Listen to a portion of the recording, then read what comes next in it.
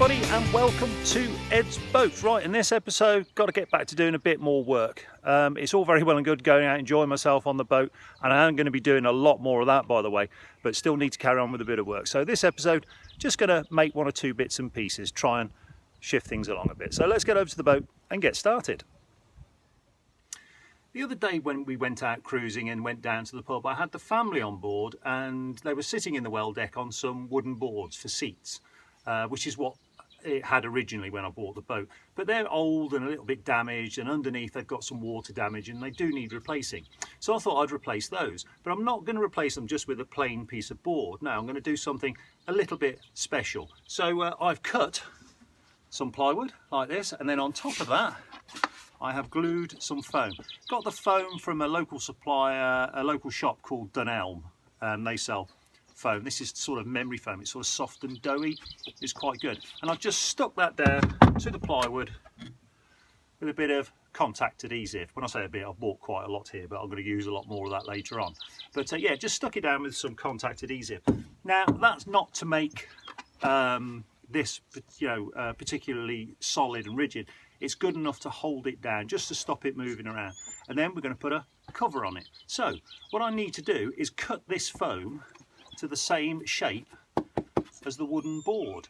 But when I originally just roughed it out, I used a Stanley knife, and it leaves a horrible sort of edge. It's very, very difficult because the foam's so thick.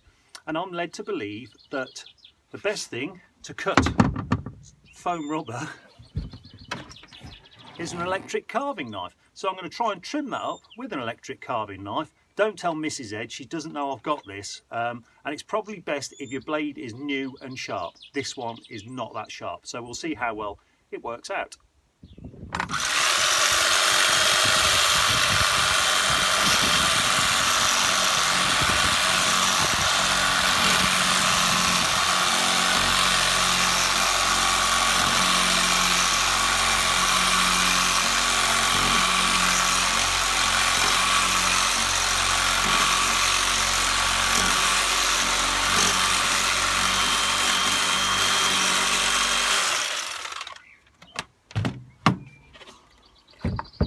And that is not too bad. It looks fairly straight. Not a bad finish. Yeah, it's going to work out okay. I'm going to carry on and trim the rest up.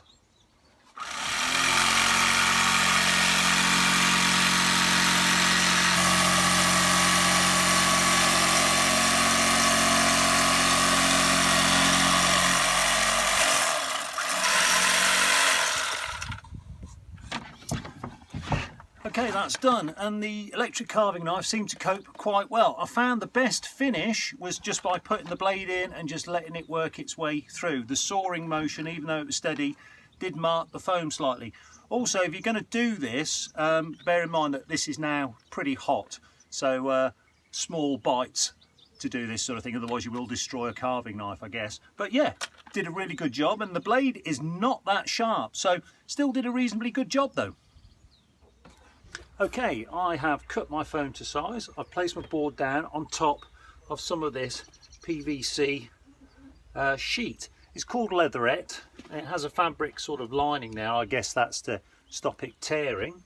And I can show you a bit of offcut there. It's got like a leathery sort of feel to the top of it, fabric back. I'm just going to take one of these heavy duty staplers, start folding it back up on the straightest side I can and staple it in. And I find the trick is to press down as high as I can. This one's got a setting for low and high. I've got it set on high, and put a staple in. Now I'm going to staple all the way around it, and then we'll look at trimming it up and making it look nice. So I'll get on with that. Right, we're all stapled in, but as you can see I've got plenty sticking out, just being on the careful side there. Yeah, it does waste a bit, but it's the way I've chosen to do it. And on a warm day like this is nice and soft and pliable. It's very, very elastic, and that's actually helping. But now I need to get rid of all this excess, so I'm just going to go around it with a pair of shears and trim it all down. Okay, now I am trimmed down. What I'm going to do is I'm going to fold the lip in like that, and then do a second row of staples, and this will make the inside look nice and neat and have a double strength for pull. So we'll have this lot of staples and a second row of staples. That'll just help it all stay together a bit better. So that's the next thing to do. Right, I have folded it all up, put an extra row of staples all the way around. That makes the inside look a little bit neater, but where the joins are, well, when I say the joins, where the folds are, where the corners are, none of the corners are sort of 90 degrees, they're curves, and I found it very difficult. So what I've done is I've just improvised this, like some square tags that I just staple back down. There's probably a proper upholstery way of doing this, but I'm not really sure how that happens. But I'm happy that this will hold and it will do okay. And you're not going to see it because it's going to be under the seat. But if I turn it over, let's have a look at the result. And there we are. I've got some lines in it where it was on the roll, where it was in the shop. And if I was going to leave it like this, I'd probably have to sort of de-stress that somehow beforehand. I'm not really sure how you do that, but I'm not too worried because I'm actually going to tension this, and I'll show you that in a moment. But that's one done, another two to go. Okay, I'm going to try and show you what I've been doing to tension it, and that is by putting one of these small upholstery buns, just got this off eBay, in the centre, and that will sort of push the centre in, give it that sort of quilted look, if you know what I mean. It came with some thread for it, which is quite a bit on the short side really to get through. So what I've done is underneath, on the smallest one, because it's the easiest one to demonstrate, I've just drilled 2 holes. Now on that side, with just a felt tip pen, I've just put a little dot where I want the needle to come through, and it is a question of pushing the needle through into the foam till it pops out where the felt tip pen mark is. I don't know if you can see that, and I just literally pop it through the fabric. This bit is a bit tricky. There we go. The needle has popped through. I'll pull it through. Oop. I'm going to thread the button on the end and then place it back through the same hole and try and get it to come out of the other hole on the back side, and this is very, very fiddly.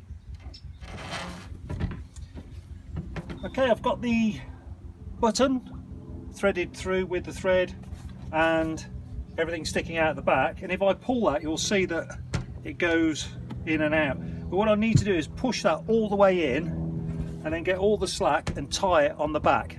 So what I do is this.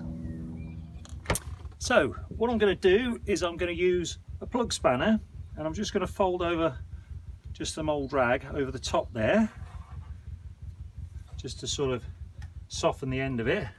I'm going to put that on top of the button, or underneath the button should I say, and then push that down, and that will compress the centre of it. And if I can kneel on it, I can then pull the slack out of the thread and then tie a knot in it. Right, I've managed to tie my knot on the back, and this twine was pretty good. It gripped quite well, so when I was tying the knot it didn't try to slacken itself in between tying, so it was pretty good. But now I'm happy that that's on. I'm just going to, with my shears, cut the thread, take the needle out, and then when I turn it upside down, I've got this nice upholstery finish. So let's go and put it in the front of the boat and see what it looks like. Okay, they're all in place, and I've got 2 buttons on that one on the small one, and 3 on the long side there, and that's tensioned up the surface beautifully, and it makes a nice, well, more comfortable spot for the family to sit in when we're going cruising. Well, that is my well deck seat replaced and upgraded, and very, very comfortable they are too. It would make a big difference sitting out here for any length of time watching the day go by. Right, that's it for this episode. In the next episode, not really sure what we're going to be doing, but in the meantime I'm going to sit here with a cool glass of lemonade and say take care, and I'll see you soon. Cheers.